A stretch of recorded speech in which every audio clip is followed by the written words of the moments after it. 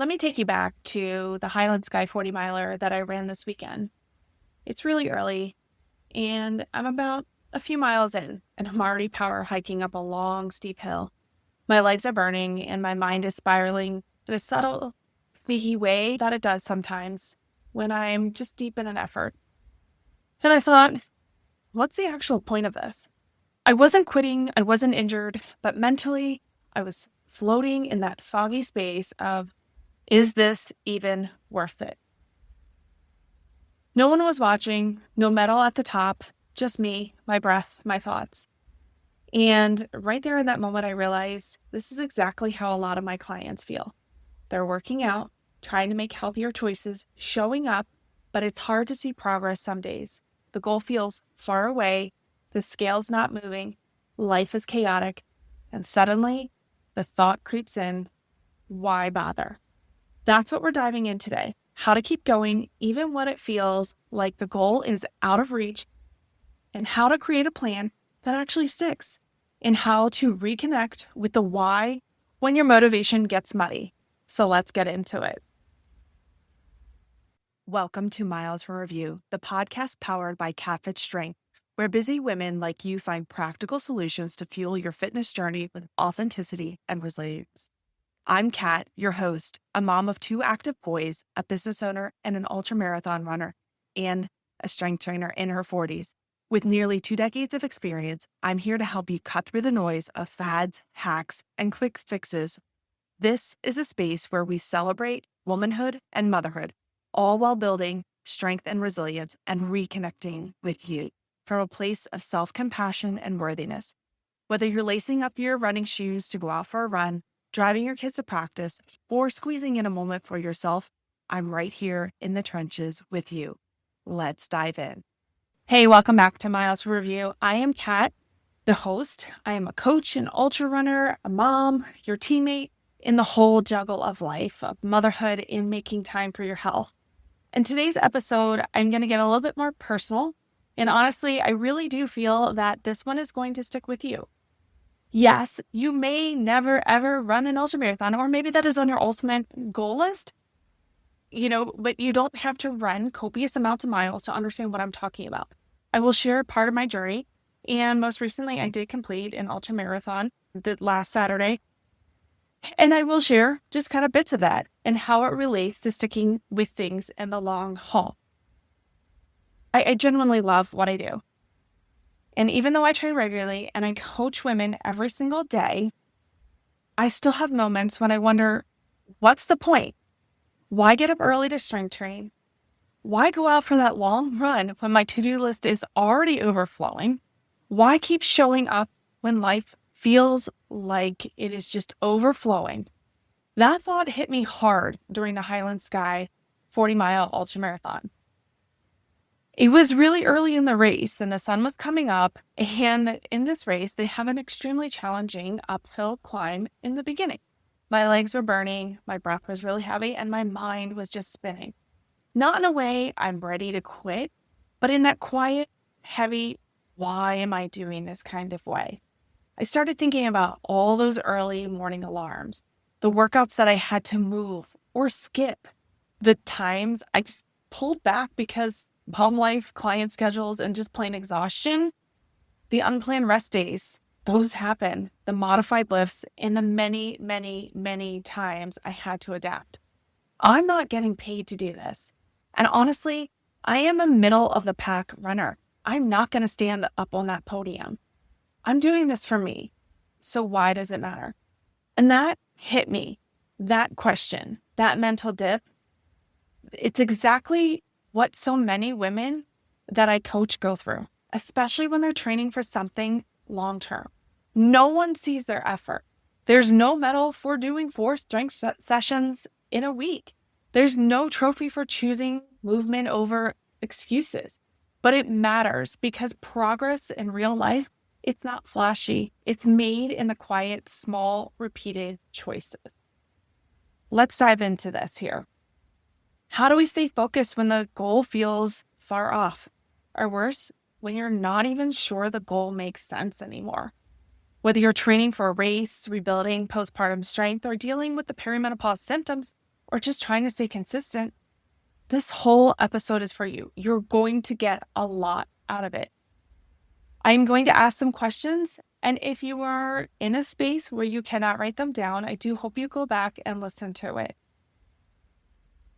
What we're going to unpack today is when metrics matter, when they don't, and how to set goals to help keep you going even on those messy days. But here's the truth. We all love outcome goals. Clients come to me with outcome goals, and they may sound something like this. I want to feel like myself again. I want to lose 10 pounds. I want to work out consistently. I want to be able to run without stopping. And those are all amazing. They give us direction, but they are not always something we can control. You can follow the best strength plan, eat well, and still not see that scale move the way you want it to. You can train consistently and still miss a PR. You can plan out your week and then you get sidelined with your kids getting the stomach bug and your whole week goes awry. So when we tie our successes only to those outcomes, you set yourself up for frustration because life does not care about a perfectly written plan. And if I judge myself solely on the one day of that race, to be brutally honest, I'm going to say I failed that day. I missed my goal time. I needed to power hike a little bit more than I wanted because the trails were covered in deep, slippery mud that I just couldn't get my footing. I had to completely switch up my fueling for the race because what had always worked just was not working the way it should have. Maybe it was the heat and humidity, who knows? And the pace I wanted to set was not what I had envisioned. But when I zoomed out from that race and looked at the preparation, I showed up. I made time to train consistently for months. I adapted every time life got messy and I showed up. And that's the part that matters. So I want to offer you this today. When things aren't going the way you planned or expected, instead of spiraling into, this isn't working, I want you to ask yourself these questions. What is actually in my control this week? Am I looking at just one moment or the bigger picture? How did I respond when things didn't go perfectly? What skill am I building right now? Even if I don't see the outcome yet. What would I tell my best friend if she's in the same spot? These questions are powerful. These questions help you shift from self-judgment to self-awareness. And when you shift to self-awareness, it's huge. It helps you maintain consistency in that long game. It stops you from guilting and shaming yourself and falling into that all or nothing trap. To be honest, you're never going to have a year, a month, a week where you're training in the capacity of strength training, cardio, and mobility. Rest and nutrition is going to fit perfectly and go perfectly according to plan without any adaptation to life's messiness. You're going to have moments where things are moving along and clicking, and then the inevitable will hit. It will become tough. When you develop those self-awareness in those key moments, it will help you stay in the long game. I'm going to pause for a second. If you're listening and thinking, this is exactly where I'm at, I want to invite you to work with me. I'm currently accepting new clients at CatFit, and the summer is one of the best times to get started. I know your schedule looks different right now between camp drop-offs, work travel, family vacations, or just shifting routines. Summer is the perfect time to build fitness in a way that works for your actual life. With CatFit, you don't need hours in the gym. You don't need a perfect calendar. You need a plan that adapts to you, your energy, your responsibility, your goals. If you've been trying to keep up on your own and you feel like you're spinning your wheels, let's hop on a consultation call. No pressure, just a chance to talk and figure out what you need to move forward. All right, let's dive into those metrics. Metrics are everywhere, and I honestly love them. And I also know they can completely mess with your head. I wear a watch. I track my pace, my heart rate, elevation gain, my mileage. I look at my HRV, my sleep quality, my recovery status, my stress levels, my training readiness. And I especially do this in those higher mileage weeks when my training plan is getting a little bit more intense leading up to a race. These numbers can absolutely be helpful if you know how to interpret them. The data points may include steps, calories burned, calories consumed, macros, and so on. But see, here's the thing. They are just a snapshot, okay? And when you see those metrics for one workout, it is one workout. Your watch may say you underperformed. You might look at your pace and think, I'm running really slowly, but that's a brief snapshot right there. You might miss your step goal or get a poor sleep score and decide, I'm off track. But the truth is, one data point does not define your progress. During my Highland Sky prep, I had workouts where everything looked off. My pace felt weird. My sleep was trash. My HRV dropped. But when I zoomed out and I looked at the trend over weeks and months versus one rough day, I saw it. I was progressing. I was adapting. My body was handling more. So instead of asking, was it a good run? Try asking, how did this fit into the bigger picture of my week? Did I show up today with what I had? Am I honoring both effort and recovery? Because that's what matters. When we zoom out like that, we stop letting tech dictate our worth. We start using data as a feedback, not judgment. And when I start to feel anxious and just really nervous looking at that data, one of my favorite things to do is just ditch tech. Literally, I can be on a run, and if I look at my watch and I'm constantly obsessing about the pace and frustrated that maybe I'm not going as fast as I think I should, the watch comes off.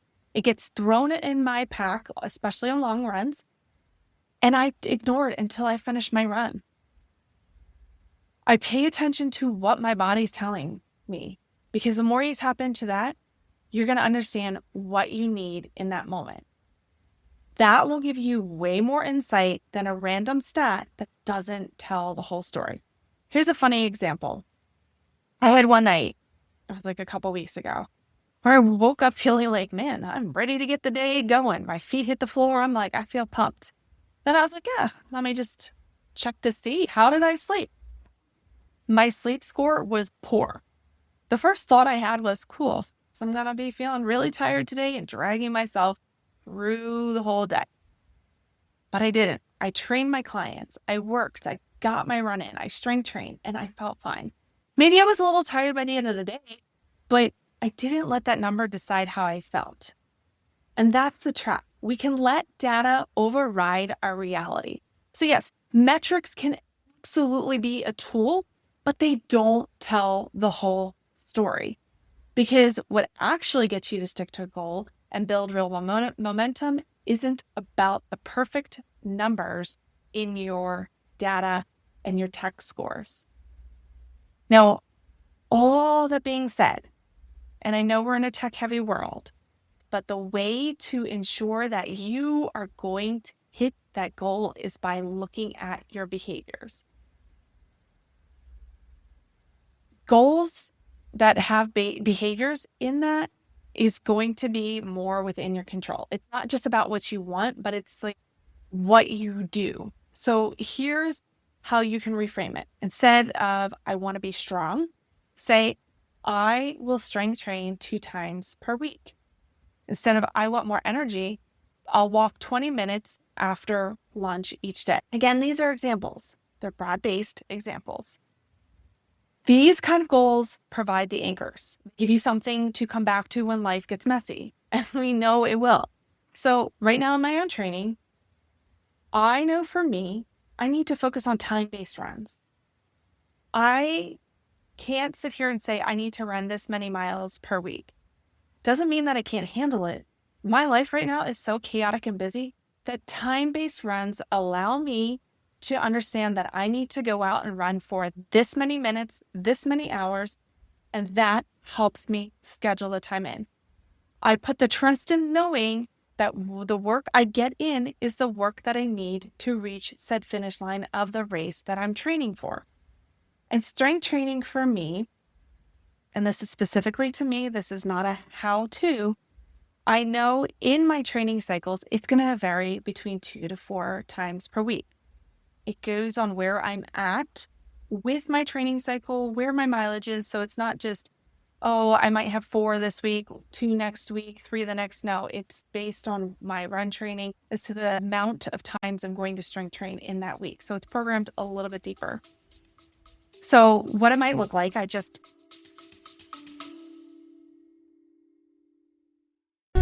you curious about CatFit Strength? Well, CatFit Strength is designed to help you achieve your fitness goals with confidence and clarity. Whether you're a busy mom juggling multiple responsibilities, a woman navigating unique challenges of prenatal, postpartum, or perimenopause, or an athlete looking to enhance your performance, CatFit Strength has you covered. Let's get down to it. CatFit Strength offers personalized programs tailored to your unique needs, goals, and ensuring you get the most out of every workout. Expert guidance provided for you with the understanding of the importance of balancing strength training, cardio, and mobility. Flexible workouts designed to fit into your busy schedule, whether you're at home or at the gym or on the go. So why choose CatFit Strength? I believe in creating sustainable fitness habits that adapt to your lifestyle. I focus on helping you lift effectively, move better, and feel stronger every day. Plus, emphasis is on realistic goal setting, celebrating every win, and helping you stay motivated and inspired.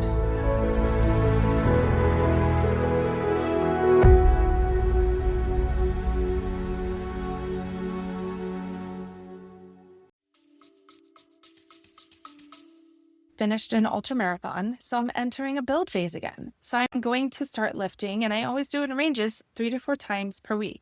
My runs are going to start to build, so the volume is going to be a little lighter, and the intensity is going to be a little lighter as well. I'm working on building up strength. I'm working on developing that base and allowing that bigger aerobic base to fill in there before I start to get a little bit more intense with my runs. And then I'm going to shift to more 3 times a week with my strength training.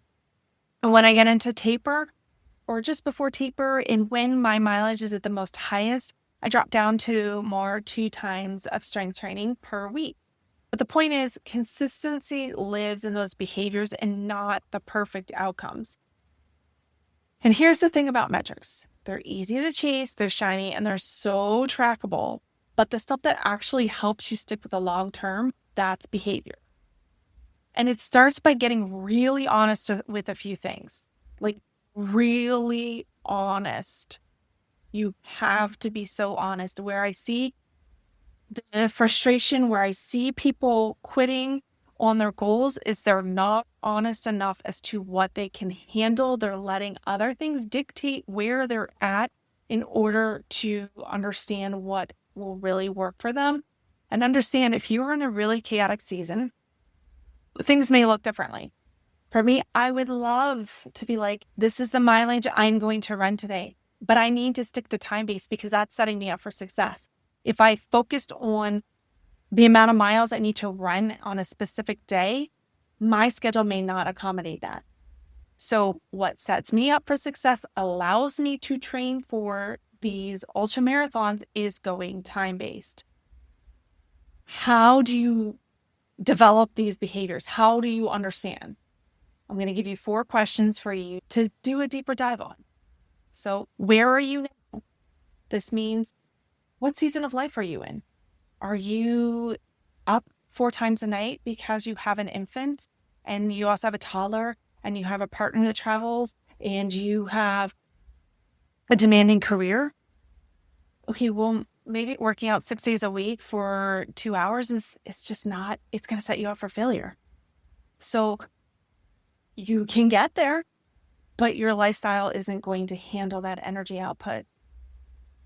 Maybe right now you are in your mommy taxi season where you're just doing constantly pickup and drop offs. You have barely a moment to yourself. You're working from home and every spare moment you're trying to work and you're just all over the place. Well, again, maybe the frequency needs to be a little lower and the intensity is going to have to adjust to the day you're in. You still have the capacity to do something, but we need to be honest in where we are now and what can fit our lifestyle. Number 2 is, what actually is within your control. Question number 3 is, where do you want to go? So for me, and I'll give an example here after I give the fourth one, is how to build a plan that fits your life and moves you forward. So when I was in the thick of young kids, so my early 30s is when I had my second and final child, I knew I wanted to get back to more intense training. I didn't know what I wanted to do. I'd always aspired to do a half marathon, a marathon, an ultra marathon. There was many things I wanted to do. For me, it was I wanted to train for something that is something that brought me joy. I wanted to, continue strength training. I wanted to have more time for me to work out. When my kids were younger, my training looked so different.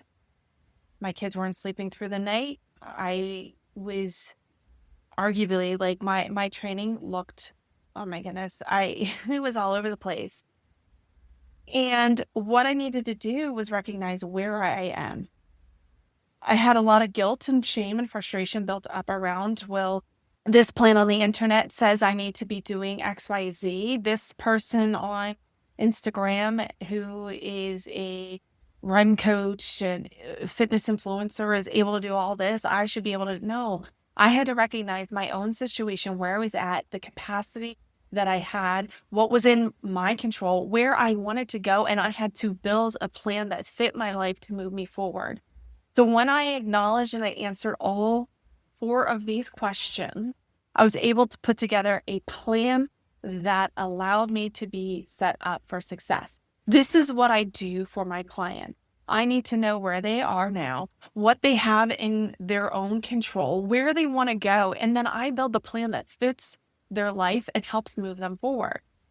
Because when you do that, you shift from chasing quick fixes and you build something that is more sustainable. That's how you build self-trust. That's how you stop relying on motivation and you start creating that real momentum that you're finally feeling like, I have made it. I've stepped into that version of me that I've always wanted to be.